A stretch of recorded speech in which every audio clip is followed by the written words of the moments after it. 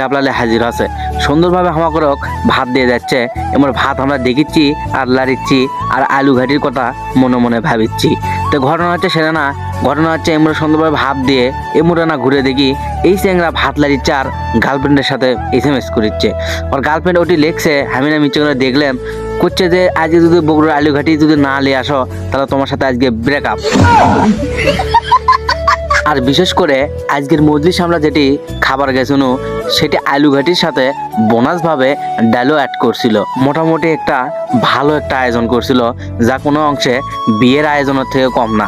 কৃষক এই কথাটা করলাম সেটা হচ্ছে খাওয়া দাওয়ার শেষে আমাদের ঐতিহ্যবাহী বগুড়ার দই কিন্তু আসছিল। এই মুড়ো আবার এই চ্যাংরা দইয়ের কথা শুনে করছে আজকে দই আগে আসুক এমন একটা চাটন দমো চাটন দিয়ে আজ ভাইরাল হয়ে যাবো। যাই হোক এমুড়ো অনেকক্ষণ ধরা বুটের ডাল দিয়ে ভাত টাত খাইয়ে এমুড়ো অপলোক দৃষ্টিতে আমাদের এই বগুড়ার আলু ঘাটির দিকে হাড়ির দিকে রইলাম চাইয়ে যে কখন আসবে না বুলটুর সাথে করে নিয়ে আমাদের কাছে কি আর কমু ভাই আপনাদের আমাদের বগুড়ার দইয়ের যে স্বাদের কথা 64 জেলা মানুষেরা এটা ভুলতে পারে না।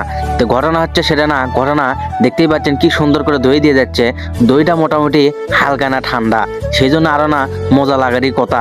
এই মজা লাগার কথা শুনে এই দই খাওয়ার ধরছে আগেই করছে আগে খাইলেই তারপরে অন্য অন্য কথা।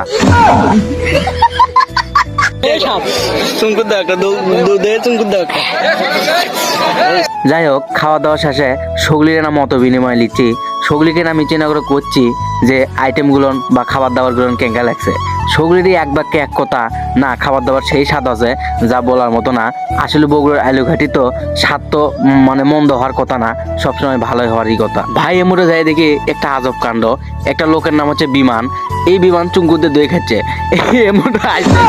বিমান চুঙ্কুতে দই খাচ্ছে। এমর আবার ভকুত করে না ঘুরে দেখি দেহ কাটাল ব্যবসায়ী মৌলানা সাজে মলিশ খাবার যাচ্ছে।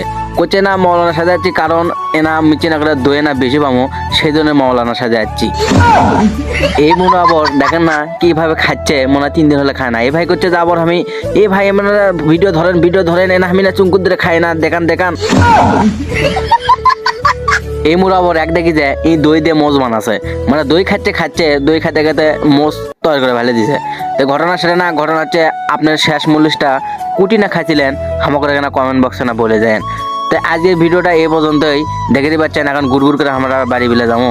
এই পর্যন্ত আপনাদের একটা কথা আমাদের পেজটা না ফলো করেন, এরকম মল্লিশের আপডেট আমরা আগে থেকে স্টোরি জানিয়ে দিয়ে থাকি। আপনি যদি মল্লিশ খাবার চান তাহলে আমাদের এখানে কয়ে যান। এলে দেখতে পাচ্ছেন সগলি মল্লিশ খেয়ে আবার আরে ব্যাটালে বাড়ি বেলে দেওয়ার জন্য দৌড় ধরছে। তা আমরা বাড়ি বেলে চলে যাই। এই পর্যন্তই আজকের ভিডিও, ভালো থাকবেন সবাই, আল্লাহ হাফেজ।